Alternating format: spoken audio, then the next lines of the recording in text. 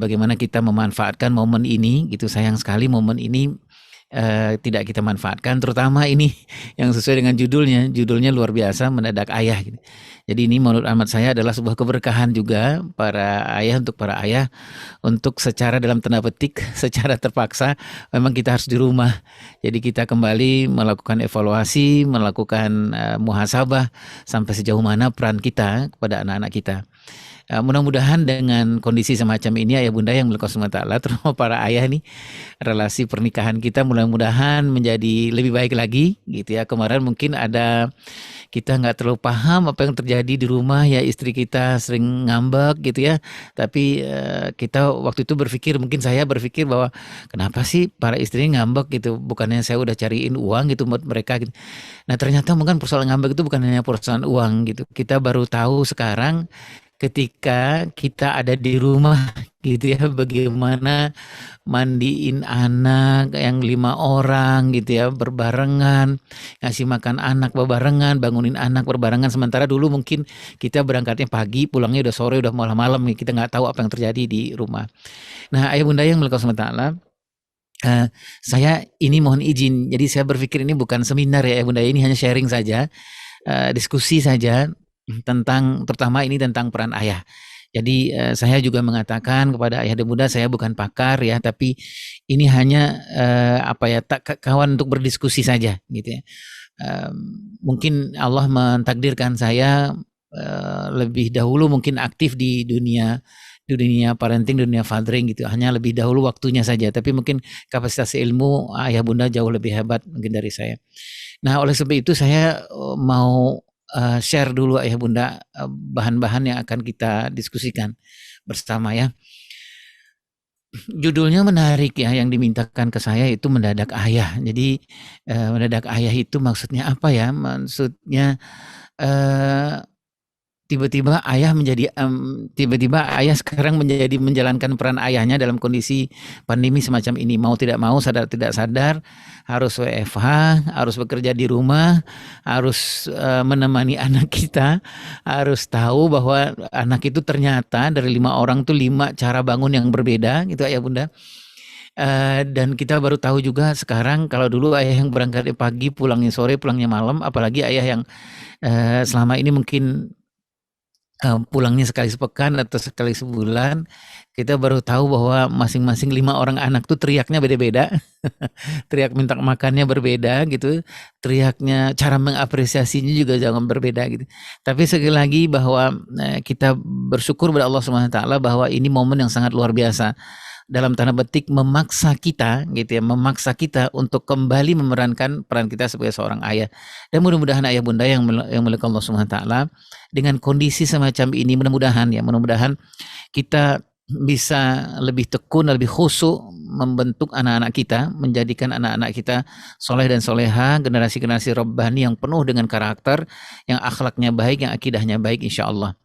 Nah ayah bunda yang dimiliki Allah Subhanahu wa taala, saya izin judulnya tidak mendadak ayah, tapi saya memberi judul bahwa ayah itu memang tak tergantikan. Mau di pandemi, mau nggak pandemi, mau berjarak jauh atau nggak berjarak jauh, mau dekat atau nggak dekat, mau ayahnya sibuk atau nggak sibuk, ayah itu memang tidak tergantikan gitu. Sambil contoh misalnya tidak bisa tergantikan fungsi atau peran ayahanda Ibrahim misalnya kepada Ismail, nggak tergantikan, walaupun beliau mungkin pulangnya agak jarang ya. Tidak tergantikan juga peran para ayah yang mungkin sekali sepekan baru pulang gitu ya, sekali sebulan baru pulang gitu, sama sekali tidak tergantikan.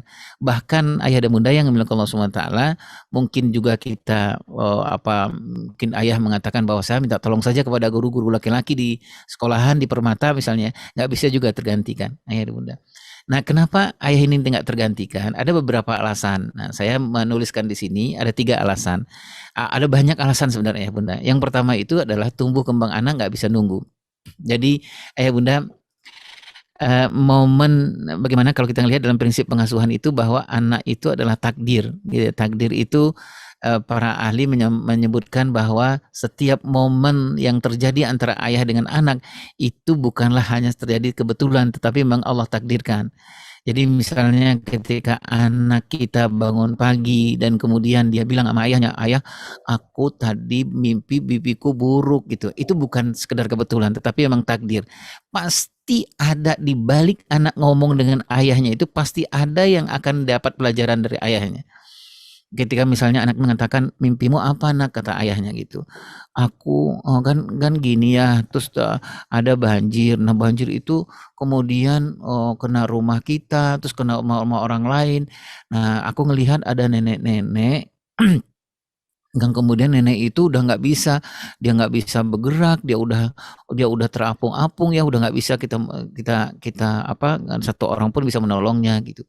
Nah, ada satu pelajaran ayah bunda yang Allah SWT ketika ayahnya mengatakan, "Terus kalau begitu nak, kalau kejadiannya seperti itu benar-benar kejadian, apa yang harus kita lakukan ya nak?" Gitu. Kemudian anaknya mengatakan, "Aku ya nanti kalau aku punya uang gitu, aku akan membantu nenek itu. Aku akan gitulah ayah bunda. Nah, rupanya takdir Allah ketika anak kita ngomong habis dia bangun tidur kemudian bilang sama ayahnya dia mimpi buruk dan mimpi melihat seorang nenek dan kemudian si ayahnya mengatakan bahwa apa yang harus kita lakukan nak gitu ya. Kemudian anaknya mengatakan bahwa aku akan menolong nenek itu ya. Pokoknya aku akan menolong. Pokoknya aku akan menjamin hidupnya ya. Pokoknya aku akan beri makannya. Ada satu kalimat dari ayahnya gitu. Ya Allah ya Karim. Nah, Masya Allah, Allah dan Rasulnya senang sekali orang yang suka menolong seperti kamu. Kemudian ayahnya memeluk.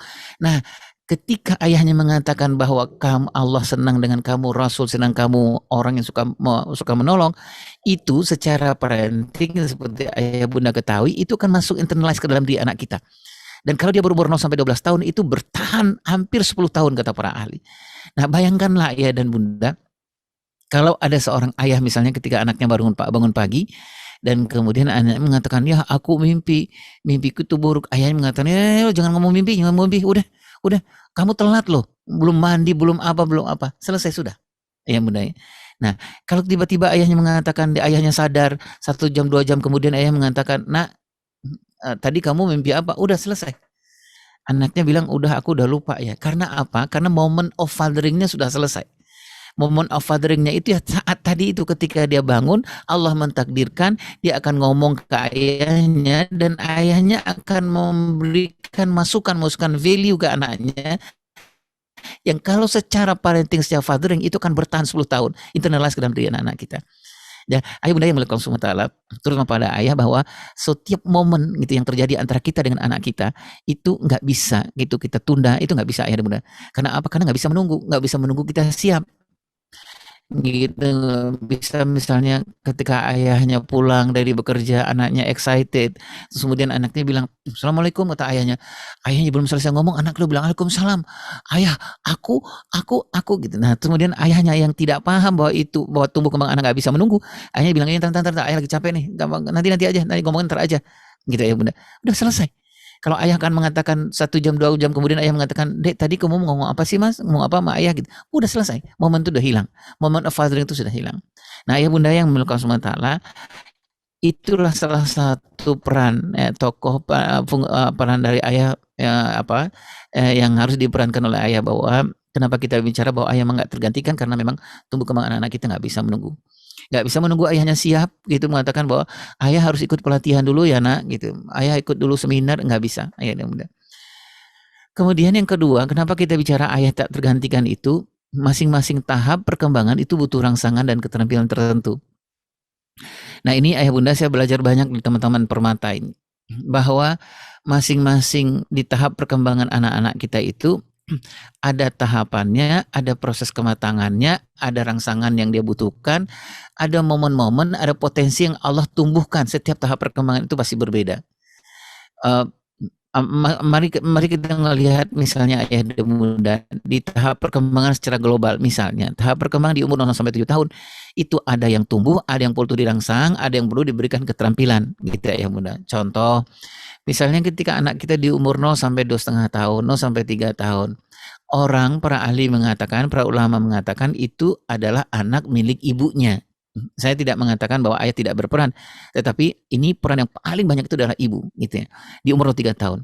Apa kebutuhan anak kita? Allah sedang menumbuhkan kebutuhan yang paling penting itu adalah bagaimana memberikan rasa kasih sayang kepada anak kita lewat bonding yang kuat dari ibunya, kemudian ibunya menguatkan lewat pendengarannya, menguatkan lewat penglihatannya, menguatkan lewat hati nurani anak-anak kita, lewat emosional anak-anak kita.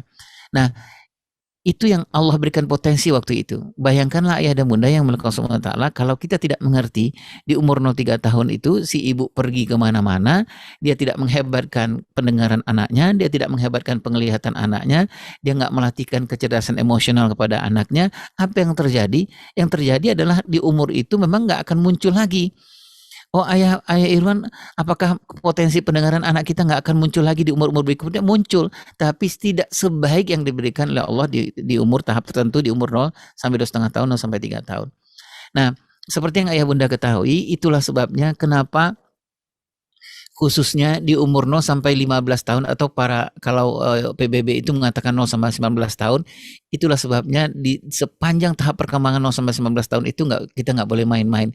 Atau istilahnya ya Bunda, kemarin ketika kita membahas pendidik anak secara fitrah, kalau mau fight betul menghebatkan anak kita ke masa depan, harus fightnya di umur 0 sampai 19 tahun atau 0 sampai 15 tahun. Jangan pernah main-main, apalagi main-main di umur 0 14 tahun.